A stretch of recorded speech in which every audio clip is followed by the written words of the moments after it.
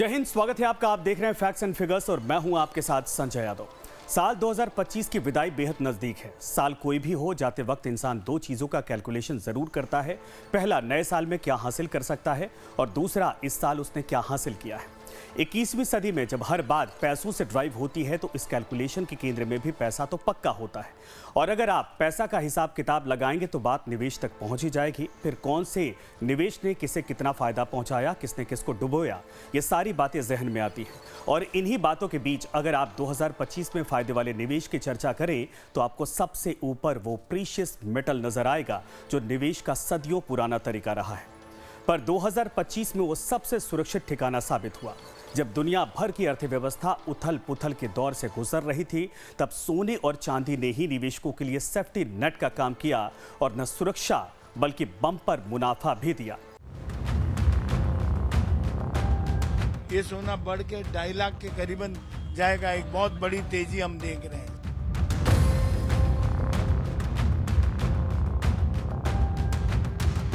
मतलब आगे कितना भी भाव बढ़ेगा तो आज की खरीदी हमारी सस्ती है।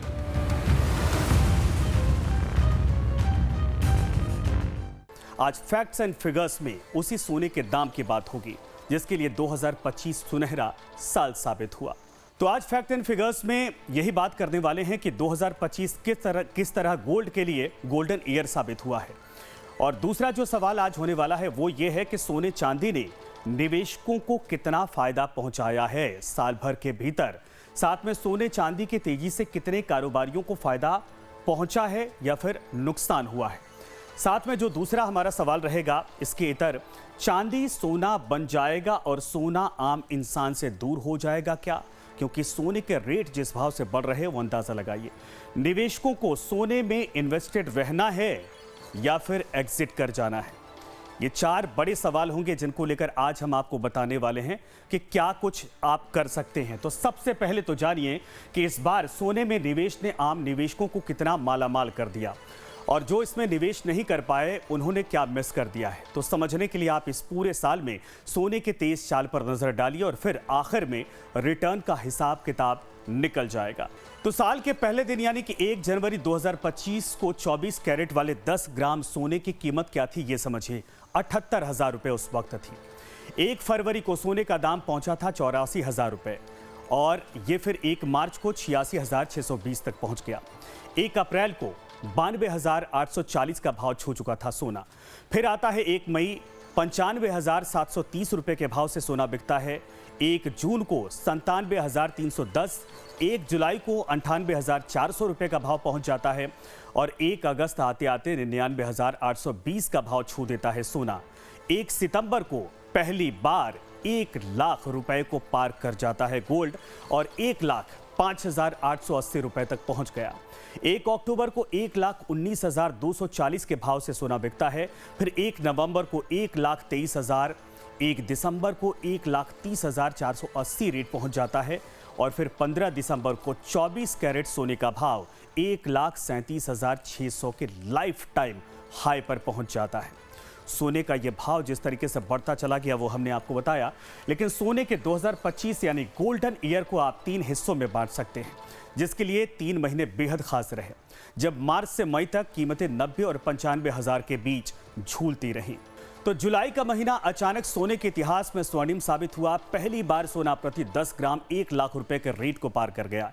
ये वो मनोवैज्ञानिक या साइकोलॉजिकल लेवल था जिसे सोने ने पहली बार तोड़ा था। ये बाजार के लिए एक बहुत बड़ी घटना थी। जुलाई की तेजी के बाद सोना थोड़ा सुस्ताया, लेकिन कोई बड़ी गिरावट नहीं आई। इसके बाद आया अक्टूबर का महीना, जो भारत में त्योहारों के लिए रिजर्व रहता है। दिवाली और धनतेरस की मांग ने कीमतों में आग में घी का काम किया और अक्टूबर में भारी खरीदारी के चलते सोने ने अपना पिछला सारा रिकॉर्ड ध्वस्त कर दिया और त्योहारी सीजन में सोने ने 1,15,000 के लेवल को पार कर नया ऑल टाइम हाई और रिकॉर्ड बना दिया। इसके बाद शादियों के सीजन की डिमांड ने इस तेजी को और हवा दी और फिर आया साल का आखिरी दिसंबर का महीना। शुरुआत शानदार थी और अंत भी धमाकेदार है, जब सोने के दाम ने 15 दिसंबर को अपने अब तक के शिखर को छुआ। तो सोने के इस सुनहरे रिकॉर्ड ने सालों के सोने के कारोबार में जुटे लोगों को भी हैरान किया है। एक बहुत बड़ी बात है। मैं 35 साल से मैं यहाँ पे काम कर रहा हूँ और मैंने इस तरह से जो सोने का भाव तेज देखा है वो कभी नहीं देखा। और आगे भी आने वाले समय में 2026 में एक बहुत बड़ी तेजी सोने चांदी में जाएगी। करीबन $8,000 के 1 आउंस का होगा अंदाज, करीबन 2.5 लाख रुपए के आसपास होगा। एक बहुत बड़ी तेजी आई और इस तेजी में भी लोग खरीदारी कर रहे हैं। आप देखिए कस्टमर की तादाद लगी हुई, भीड़ लगी हुई है, हर काउंटर पे कस्टमर खड़ा हुआ है। आज इस समय घर पे जाने का टाइम है, हम लोग बस एंड कर लेते हैं, लेकिन कस्टमर्स हैं। तो सोना 2026 में 2.5 लाख तक पहुंच सकता है, तो चांदी 2025 में ही 2 लाख को पार कर गई है। सिर्फ 5 सालों के सफर में चांदी 2 लाख टकिया बन गई है। 2020 में 1 किलो चांदी की कीमत 60,000 रुपए थी। कोरोना की वजह से थोड़ा वक्त लगा। 2021 और 22 के साल में कुछ खास तेजी नहीं पकड़ पाई, लेकिन फिर 2023 में चांदी ने 70,000 रुपए के रेट को पार कर दिया। 2024 में 80,000 रुपए और उसी साल 90,000 रुपए के लेवल को भी चांदी ने टच कर लिया था। और 2025 में 1 लाख भी पहुंचा और 2 लाख रुपए के पार भी पहुंची चांदी। 17 दिसंबर को पहली बार चांदी ने 2 लाख रुपए प्रति किलो के रेट को पार किया, जिस दिन सुबह में 1 किलो चांदी का रेट 2,750,000 रुपए पर ओपन हुआ था। उसके बाद रेट थोड़े डाउन जरूर हुए, लेकिन कमोवेश आसपास ही बने रहे और निवेशकों की नजर में भी हैं। चांदी की चमत्कारी का चाल अंदाजा आप इस आंकड़े से लगा सकते हैं कि 18 मार्च 2025 को चांदी पहली बार 1 लाख रुपए पर पहुंची थी। यानी चांदी को 1 लाख से 2 लाख रुपए किलो तक पहुंचने में सिर्फ 9 महीने का वक्त लगा, जबकि इसे 50,000 से 1 लाख रुपए तक पहुंचने में 14 साल लग गए थे। बुलियन मार्केट में सोने और चांदी के लिए एक कहावत मशहूर है कि सोने के चाल में स्थिरता होती है, जबकि चांदी के भाव में चंचलता। स्टॉक मार्केट की भाषा में चंचलता का मतलब वॉलेटिलिटी है। यानी चांदी बहुत तेजी से कभी ऊपर तो कभी नीचे जाती है, जबकि सोना धीरे धीरे अपने भाव बढ़ाता रहता है। पर साल 2025 में सोने और चांदी की कीमतें तेज रफ्तार से एक दूसरे को चुनौती देती रही और आखिरकार चांदी ने इस साल निवेशकों को सोने से ज्यादा रिटर्न दिया। अब आपको सोने और चांदी की चाल का अंतर समझाते हैं। आप समझिए कि 1 जनवरी को सोने का भाव था 78,000 रुपए प्रति 10 ग्राम और ये चांदी का भाव है। 1 जनवरी को चांदी का भाव था 85,900 रुपए किलो के भाव से। रिकॉर्ड हाई जो सोना पहुंचा था वो था 1,37,600 रुपए, ये ऑल टाइम हाई था। और रिकॉर्ड हाई चांदी की अगर बात करें, आप अंदाजा लगाइए जनवरी से भाव किस तरीके से दोनों के बढ़ते गए और चांदी किस तरीके से उससे आगे निकल गई। ये था 2,750 रुपए प्रति किलोग्राम। रिटर्न की बात करें, सोने ने दिया है 75% का शानदार रिटर्न, लेकिन चांदी उससे कहीं ज्यादा आगे निकल गई और चांदी ने 133% का रिटर्न दिया है। ये सोने और चांदी के जनवरी से दिसंबर तक के भाव बताते हैं कि 1 साल के भीतर चांदी सोने से किस रफ्तार से आगे निकलती हुई दिखाई दे रही है। मतलब सोने से करीब करीब 2 गुनी रफ्तार। और खास बात यह भी है कि चांदी न सिर्फ इस साल तेजी पकड़ी बल्कि उसी चाल को बरकरार भी रखा है। कुल मिलाकर सोने और चांदी के निवेशकों के लिए साल 2025 शानदार साबित हुआ है। शेयर बाजार और यहां तक कि म्यूचुअल फंड के भी नेगेटिव रिटर्न के बीच जिस एसेट क्लास ने निवेशकों को सबसे ज्यादा सुरक्षा और मोटा मुनाफा दिया वो सोना और चांदी ही है। साल की शुरुआत से लेकर दिसंबर के इस हफ्ते तक सोने की कीमतों ने एक तरफा तेजी दिखाई। MCX पर सोने का भाव जिस तरह से बढ़ा उसने पिछले सारे अनुमानों को ध्वस्त कर दिया और यही वजह है कि आम लोगों का अब भी सोने में भरोसा बना हुआ है। अभी हम देख रहे हैं कि लगातार सोने चांदी की कीमतें बढ़ी हुई हैं और उसके बावजूद भी हम देख रहे हैं कि आप लोग खरीदारी कर रहे हैं। क्या कुछ जहन में है आप लोग? नहीं, सबसे पहले तो ये है कि शादियों का जो सीजन है उसकी वजह से खरीदारी तो करना ही है और प्राइस का ऐसा है कि जितना भी प्राइस बढ़ता ही जाएगा तो उसमें आगे चल के आज हम जो खरीदी कर रहे हैं आगे चल के ये मुनाफा बख्श हो जाएगा। मतलब आगे कितना भी भाव बढ़ेगा तो आज की खरीदी हमारी सस्ती है। बढ़े हुए दाम है, सोने चांदी के दाम है, उसके बावजूद भी हम देख रहे हैं कि मुंबई के बाजार में ज्वेलरी स्टोर में खरीदारों की कमी नहीं हो रही है। आप भी खरीदारी कर रहे हैं, क्या जहन में है आप? लास्ट ईयर में इसी टाइम पर अगस्त सितंबर में हमने जब सोना खरीदा था उस टाइम पे रेट था 70,000। तो लोगों ने पूछा कि भाई ये रेट क्या आपको महंगा लग रहा है? तो मैं बोला शायद हमारी खरीदी अच्छी हो और ये रेट और बढ़ सकता है। आज वो 70,000 का रेट जो है वो 1,30,000 to 33,000 पे पहुंच गया है। लेकिन अब आगे बढ़ते हैं और सोने के दाम में इस तेजी के पीछे के कारणों की चर्चा करते हैं। 7 बड़े कारण आपके सामने रखते हैं। ये 7 बड़े कारण क्या है, आप समझिए कि क्यों दाम भागता चला गया। सबसे पहली वजह है जियोपॉलिटिकल टेंशन की वजह से डर का माहौल जो दुनिया भर में बना। वो साफ तौर पर बड़ी वजह बनी। दुनिया में इस वक्त कई मोर्चों पर युद्ध या फिर युद्ध का तनाव है, चाहे इजराइल हो, हमास का युद्ध हो, रूस हो, यूक्रेन का युद्ध हो, या फिर ये सबसे 3 सालों से जो युद्ध के माहौल के बीच में दुनिया फंसी है। हाल ही में थाईलैंड और कंबोडिया का युद्ध हुआ। इससे अलग भी दुनिया के कई और क्षेत्रों में युद्ध के तनाव के माहौल हैं। डोनाल्ड ट्रंप बार बार 8 युद्ध रुकवाने का दावा करते हैं। खुद अमेरिका का ही वेनेजुएला के साथ टेंशन बढ़ रहा है और किसी भी वक्त युद्ध हो सकता है। तो जब भी दुनिया में युद्ध या फिर पॉलिटिकल टेंशन बढ़ता है या आर्थिक अस्थिरता बढ़ती है, तो निवेशक जोखिम वालों तरीकों से पैसे निकालकर सेफ हेवन की तरफ भागते हैं। और सोना परंपरागत तौर पर निवेश का सबसे सुरक्षित तरीका रहा है और यही 2025 में सोने की मांग और दाम दोनों में तेजी का कारण बना। भारत के लिहाज से जो दूसरी बड़ी वजह है, अब समझिए कि भारत के लिहाज से सोने में तेजी का दूसरा जो कारण रहा वो क्या रहा है। दरअसल इसमें टैरिफ ऑर्डर जो ट्रंप का था वो बाजार में हलचल बढ़ाने में एक बड़ा फैक्टर साबित हुआ। सोने में चमक की दूसरी जो बड़ी वजह इस वक्त हम आपको बता रहे हैं, अमेरिकी राष्ट्रपति के टैरिफ वॉर ने दुनिया के कई देशों की अर्थव्यवस्था में टेंशन पैदा की थी, लेकिन सबसे बड़ी जो सहयोगी भारत है, बावजूद अमेरिका ने भारत के खिलाफ सबसे बड़ा और सबसे ज्यादा टैरिफ लगाने का फैसला किया। पहले अप्रैल महीने में और फिर अगस्त में, जिसके चलते भी भारत की इकोनॉमी प्रभावित हुई और इस वजह से शेयर बाजार में लगातार गिरावट का दौर भी जारी रहा। शेयर बाजार में रिटर्न नहीं बना, यहां तक कि म्यूचुअल फंड में इस साल नेगेटिव रिटर्न तक मिले हैं। इस डर के माहौल ने भी निवेशकों को सुरक्षित निवेश यानी कि सोने की तरफ आकर्षित किया। जो तीसरी वजह है डॉलर को लेकर है, क्योंकि दुनिया में डॉलर को लेकर एक अलग तरीके का नैरेटिव बनता दिखाई दिया। जब से डोनाल्ड ट्रंप ने अमेरिका की सत्ता संभाली है, डोनाल्ड ट्रंप की वजह से डॉलर इंडेक्स में कमजोरी देखी जा रही है। आपको बता दें कि हम यहां डॉलर को रुपए के टर्म में बात नहीं कर रहे, बल्कि डॉलर इंडेक्स की बात कर रहे हैं, जिसमें डॉलर की तुलना कुछ यूरोपीय देशों की करेंसी और जापान जैसे देशों की करेंसी से होती है। जहां ट्रंप की उल जुलूल नीतियों के चलते डॉलर कमजोर होता जा रहा है और ऊपर से अमेरिका के ऊपर कर्ज भी बढ़ता जा रहा, जो उसकी जीडीपी से भी ज्यादा पहुंच चुका है। इसकी एक वजह यह भी रही कि ब्रिक्स जैसे संगठनों को अपनी करेंसी में ट्रेड करने की पहल जो उन्होंने शुरू की, इसका प्रभाव भी पड़ा है। और इसकी शुरुआत रूस यूक्रेन युद्ध के वक्त से हुई, जब अमेरिका ने अपने देश में रूसी अकाउंट को फ्रीज करना शुरू कर दिया। फिर सबको इस बात का डर सताने लगा कि अमेरिका दूसरे देशों के साथ भी ऐसी कार्रवाई कर सकता है। कई देशों के सेंट्रल बैंक ने, जो चौथी वजह है, आप समझिए कि कई देशों के सेंट्रल बैंक ने सोने को बाकायदा जमा करना शुरू किया है। ये क्यों किया जा रहा है, अब ये समझिए। कई देशों के सेंट्रल बैंकों ने जमकर सोने की खरीदारी शुरू कर दी, चाहे बैंक ऑफ इंग्लैंड हो या फिर अमेरिका का फेडरल बैंक।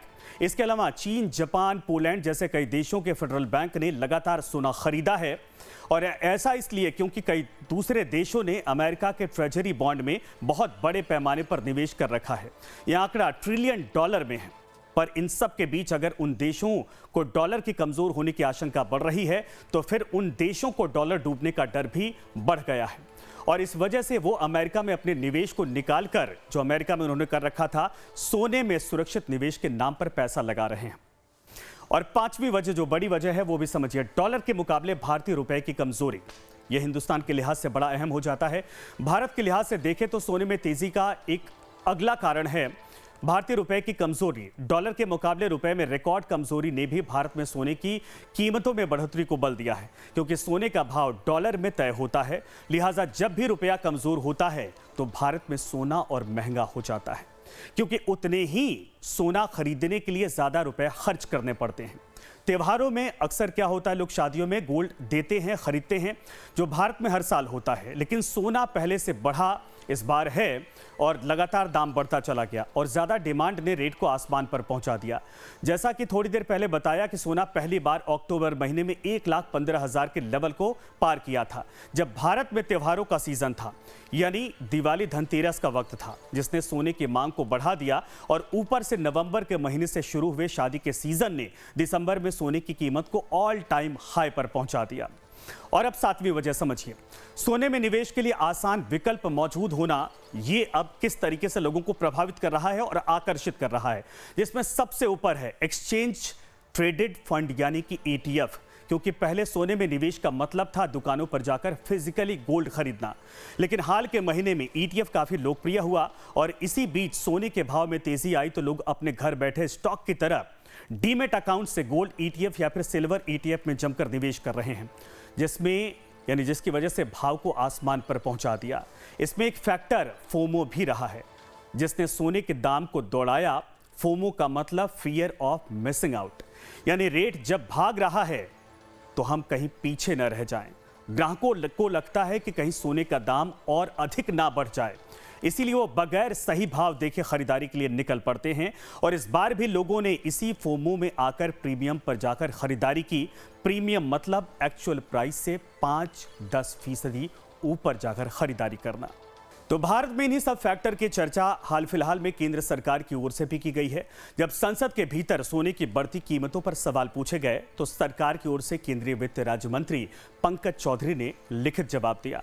सोने और चांदी की कीमतों में हाल के महीनों में आई तेज बढ़ोतरी के पीछे बड़ी वजह ग्लोबल लेवल पर बढ़ता जियोपॉलिटिकल टेंशन और आर्थिक अनिश्चितता है, जिसकी वजह से निवेशक सुरक्षित निवेश विकल्पों की ओर रुख कर रहे हैं। भारत में सोने चांदी की कीमतें मूल रूप से अंतर्राष्ट्रीय बाजार में तय होने वाले भाव, अमेरिकी डॉलर के मुकाबले रुपए के एक्सचेंज रेट और देश में लागू टैक्स और शुल्क पर निर्भर करती हैं। इसके अलावा दुनिया भर के केंद्रीय बैंक और बड़े वित्तीय संस्थान भी बड़ी मात्रा में सोने की खरीदारी कर रहे हैं, जिससे मांग और मजबूत हुई और चालू वित्त वर्ष में भारत ने करीब 26.51 अरब डॉलर का सोना और 3.21 अरब डॉलर की चांदी का आयात किया है। लेकिन सबसे बड़ी बात कि सोना में अभी भी लॉन्ग टर्म मोमेंटम बरकरार है। सोने की कीमतों को लेकर निवेशकों के लिए वर्ल्ड गोल्ड काउंसिल के CEO डेविड टैट ने एक बड़ा संकेत दिया है। इसके मुताबिक सोने की मौजूदा तेजी किसी एक जंग की वजह से नहीं, बल्कि गहरे और लंबे वक्त तक रहने वाले आर्थिक कारणों से जुड़ी है, जिसमें सबसे बड़ा कारण है दुनिया भर में लिया जा रहा कर्ज, जिसे बेतरतीब तरीके से खर्च किया जा रहा है और इसे कंट्रोल करने में ज्यादातर देश नाकाम साबित हो रहे हैं, जिससे इकोनॉमी कमजोर हालत में पहुंच रही। और इस हालात को आप भारत और अमेरिका जैसे देशों से जोड़कर भी समझ सकते हैं। और एक बड़ी वजह भी बनी हुई है, जिसने आने वाले सालों में गोल्ड की चमक और इससे तेज हो सकती है। तो सोने का दाम और कितना भाग सकता है? कहा जा रहा है कि 2030 तक सोने का जो भाव है वो दरअसल 3 लाख के पार जा सकता है। 2026 तक सोना 2 लाख रुपए प्रति 10 ग्राम के स्तर को छू सकता है। लेकिन सबसे बड़ा सवाल यह है कि क्या अब भी लोग सोना खरीदते रहेंगे? इसका जवाब मुंबई में शोरूम चलाने वाले कुमार जैन ने दिया है। बहुत तेज जाएगा। आज सोना 1,30,000 33,000 के आसपास है। ये सोना बढ़ के 2.5 लाख के करीबन जाएगा। एक बहुत बड़ी तेजी हम देख रहे हैं। और अब थोड़ा चांदी की चमत्कारी चाल के कारण को भी आप समझ लीजिए। पहला कारण है इंडस्ट्रियल डिमांड। चांदी सिर्फ गहने बनाने के काम में नहीं आता है, बल्कि इसका इंडस्ट्रियल डिमांड भी बढ़ता जा रहा है। आज के दौर में सोलर, इलेक्ट्रॉनिक्स और EV में चांदी का भारी इस्तेमाल होता है। उद्योग के लिए एक जरूरी कच्चा माल बन गई है चांदी। दूसरा कारण है कम प्रोडक्शन से होड़ मच गई है दुनिया में। इंडस्ट्रियल यूज में इस्तेमाल होने वाली चांदी रिसाइकिल नहीं हो पाती। समझ लीजिए कि जितनी चांदी का इस्तेमाल हुआ वो खत्म हो गई। यानी चांदी हर साल जितना प्रोडक्शन हो रहा है उसका एक बड़ा हिस्सा खपत भी होता जा रहा, जबकि दुनिया में तेल, सोना, चांदी ये सब ऐसे कमोडिटी हैं जो लिमिटेड हैं। लेकिन सोने के लिए एक अच्छी चीज यह है कि वो एक हाथ से दूसरे हाथ में जाता रहता है, लेकिन खत्म नहीं होता। चांदी के इंडस्ट्रियल डिमांड की वजह से मैन्युफैक्चरर के बीच चांदी के स्टोरेज के लिए होड़ मच गई है, और जो आने वाले दिनों में भी चांदी में तेजी बनाए रखने के संकेत देती है। जो तीसरा बड़ा कारण है, ट्रंप का टैरिफ ऑर्डर भी है। अमेरिका दूसरे देशों को टैरिफ से डरा रहा, जबकि अमेरिकी कंपनियां चांदी का भारी स्टॉक जमा कर रही हैं। ग्लोबल सप्लाई में कमी से भी कीमतें लगातार ऊपर चढ़ती जा रही हैं, उछाल होता जा रहा है। चौथा कारण है चांदी में निवेश का आसान विकल्प मौजूद होना। निवेशक सोने की तरह चांदी में भी ETF के जरिए भरपूर निवेश कर रहे हैं, और इससे चांदी की डिमांड दिन ब दिन बढ़ती जा रही है। कुल मिलाकर 2025 में सोना सुरक्षा की वजह से महंगा हुआ और चांदी उद्योग प्लस निवेश की वजह से तेज भागी। दिवाली पर चांदी का भाव 1,65,000 रुपये M6 में गया था, और जो प्रीमियम के साथ में तकरीबन 2 लाख रुपए बिका था। तो वो प्रीमियम जो था वो M6 में आ गया है। तो हम तो 2,05,000, 2,08,000, 2 लाख रुपए के आसपास जो चांदी थी वो हम तो इससे यहाँ से करेक्शन देखते हैं। ऐसी सोना है, सोना भी रुपया टूटने से ही बढ़ा है, वरना सोने ने भी हाई नहीं तोड़ा। अब चांदी एकदम से बढ़ी है और सोने के मुकाबले चांदी में तेजी आई है।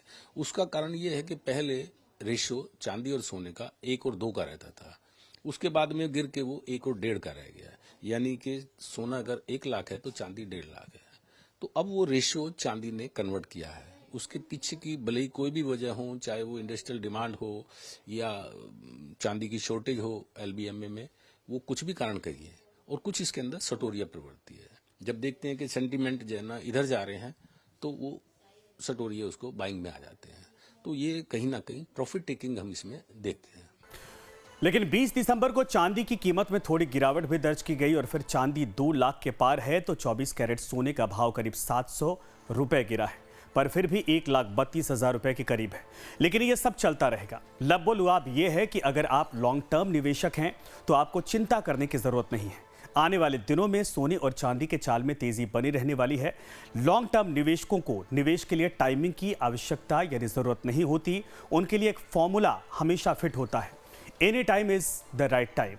और इसी बीच अगर थोड़ी बहुत गिरावट नजर आती है तो उसे मुनाफा वसूली माना जा सकता है।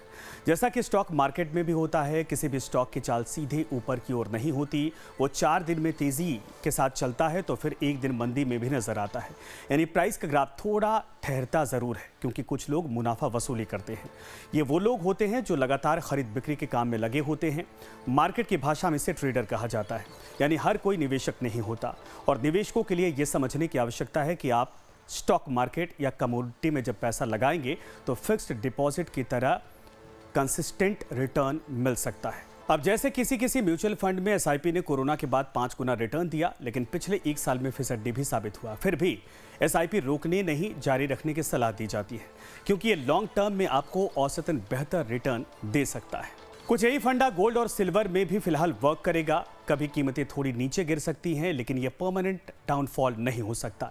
एक्सपर्ट के मुताबिक निवेशकों को डरने की जरूरत नहीं है। सोने का भाव कब पूरी तरह गोता लगा सकता है, इसके लिए हम एक्सपर्ट की राय से आपके सामने कुछ इंडिकेटर को रखते हैं, जिस पर नजर रखकर आप सोने में अपने निवेश को सुरक्षित रख सकते हैं, डूबने से बचा सकते हैं। तो अब आपको 4 इंडिकेटर हम आपको बताते हैं। कुछ इंडिकेटर हैं जो समझिए कि सोने के भाव अगर गिरने की नौबत आती तो उससे पहले आप अलर्ट हो जाएं। पहला है जियोपॉलिटिकल टेंशन में कमी आए, उस दौरान आपको सावधान हो जाना है। दूसरा है सेंट्रल बैंक सोने में खरीदारी कम कर दे, अगर ये आपको जानकारी मिल जाती है तो आप सावधान हो जाइए।